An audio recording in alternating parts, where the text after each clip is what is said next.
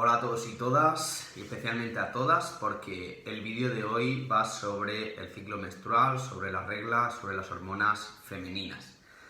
Vale, es un tema importante para muchas chicas y quizá no se le da toda la importancia que debería. Y me explico. Veo mucho en consulta, hablando con mujeres, sobre todo en edad fértil, que no se conocen bien su ciclo menstrual, sus hormonas y su cuerpo.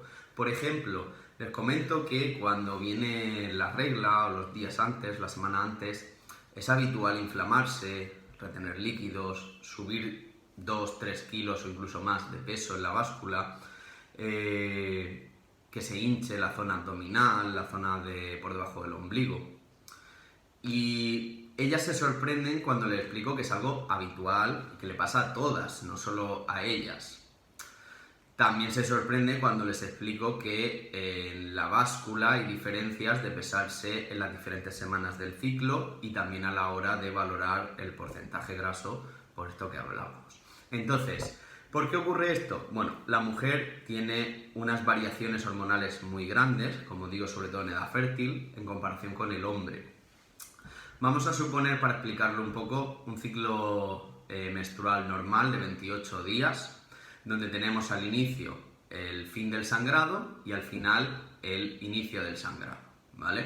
Entonces, en el centro tendríamos la ovulación, es el momento de mayor fertilidad, donde, bueno, existen las posibilidades de quedarse embarazada. Desde el inicio del ciclo, sí, el final del sangrado, hasta la ovulación, más o menos pasan 2 semanas, y esto sería la fase folicular. Aquí tenemos una predominancia principalmente de la hormona estrógeno, que es la hormona por excelencia femenina, y es la hormona que a las chicas os da fuerza, energía, vitalidad, ganas de hacer cosas, entrenar con más ganas, etc. Desde el momento de ovulación de máxima fertilidad hasta el inicio del sangrado, las 2 semanas finales del ciclo, o la otra mitad, es la fase lútea. Es el momento donde, sobre todo si no hay concepción, si no se ha fertilizado ese óvulo, pues se va a producir el sangrado, la degradación de ese tejido que se ha creado y la expulsión. En ese momento, en esas 2 semanas, las hormonas cambian radicalmente, el estrógeno, que antes era predominante, baja y pasa a predominar la progesterona, que os da otro estado más calmado, más de, bienestar, etc. Pero que aquí viene el problema porque en muchas mujeres no se produce correctamente ese cruce de estrógeno alto, bajada y subida de progesterona, sino lo que se produce es que el estrógeno sigue siendo alto, por motivos que ahora veremos. Es decir, se produce una predominancia estrogénica, que al final genera en síntomas que seguro que a muchas os resultarán familiares, como irritabilidad, mal humor, debilidad, falta de energía, etc. Y que conforme se va acercando el momento del sangrado, pues van aumentando. A eso hay que añadir luego pues ese síndrome premenstrual típico de inflamación, retención de líquidos, aumento de peso, y que más o menos en todas las chicas el síndrome premenstrual es algo fisiológico, pero el exceso de sintomatología, al llegar a sufrir grandes dolores, por mucho que a muchas mujeres les pase, no es algo que deba aceptarse, no es algo que deba ser natural, ¿vale? Que sea normal no quiere decir que sea funcional, ¿vale? Y vamos a explicar el porqué de esto y cómo ponerle solución. Bueno, en primer lugar tenemos que entender que cuando hay una predominancia estrogénica, esto que hemos hablado que no debería suceder en la última fase del ciclo, principalmente ocurre por 2 motivos. Uno es por una mala dieta, o mejor dicho, por principalmente problemas con la insulina y la glucosa, que son derivados al final de una mala dieta y sobre todo también un estilo de vida sedentario. Y en segundo lugar, puede haber problemas con el exceso de grasa en el cuerpo. Mujeres con sobrepeso y obesidad tienen al final mayores problemas hormonales que las mujeres con normopeso. Aquí, como casi todo en la vida, hay un punto intermedio.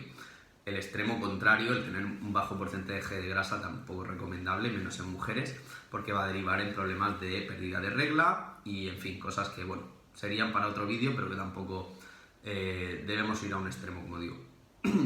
Si se me pregunta un porcentaje de graso correcto, podríamos decir en mujeres entre el 15 y el 25%, pero cuidado con esto, porque va a depender mucho de la forma en la que se mida, el profesional que os lo mida, y al final tampoco debéis fijaros tanto en un número, sino más bien en, pues bueno, 6 síntomas, intentar mejorar los hábitos y mejorar esos síntomas, ¿vale? Bueno, ¿qué podemos hacer para...? Perdón, tenía que explicar un poquito más los motivos por los que sucedía. Entonces, decíamos que había problemas con la glucosa y con el exceso de grasa.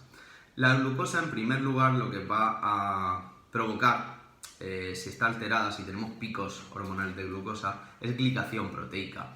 La glicación proteica puede generar muchos problemas, pero a nivel hormonal nos va a hacer que otras hormonas que equilibran todo este cuadro no entren en juego, no se produzcan y entonces exista esa predominancia estrogénica.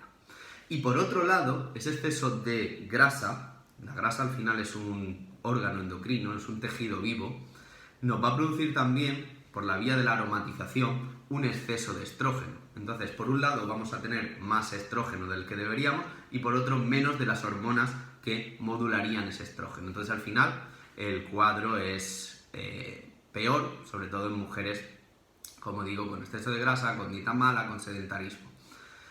Vale, ¿qué podemos hacer para mejorar esto? Bueno, en primer lugar, llevar unos hábitos saludables. El tema del entrenamiento es muy importante, aunque ahora veremos que es la dosis justa.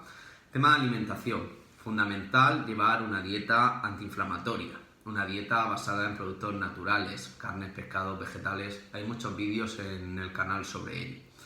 En segundo lugar, tenemos que, lo que habíamos comentado, tener una composición corporal adecuada. Si tenemos exceso de grasa, reducir ese exceso de grasa.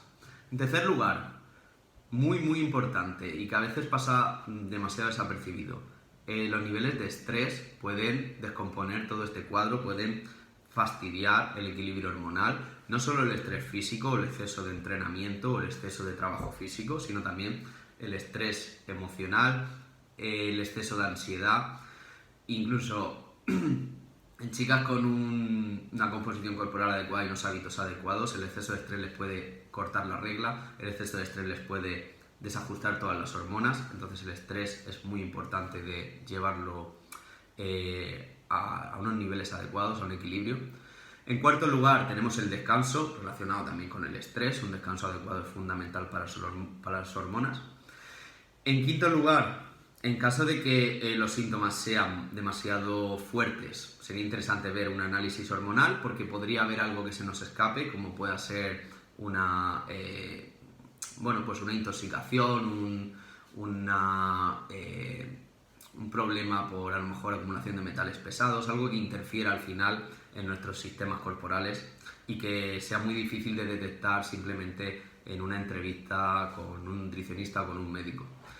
Y en sexto lugar, hay suplementación que puede ayudar, pero la suplementación sería al final la guinda del pastel. Primero habría que poner en orden todo lo anterior.